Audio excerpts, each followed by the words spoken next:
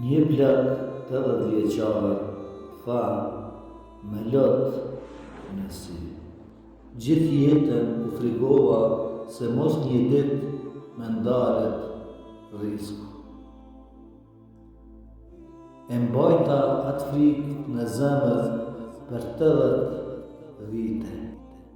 Por sot, kur shikoj pas, e kuptoj se Allahu nuk me la as një ditë pa me ushqy. Çdo kafshar që kam ngrënë, çdo pik ujë që kam pirë, ishte nga mshira e tij. Unë lodha duke u friksuar, ndërsa Allahu vazhdon të më furnizonte çdo ditë.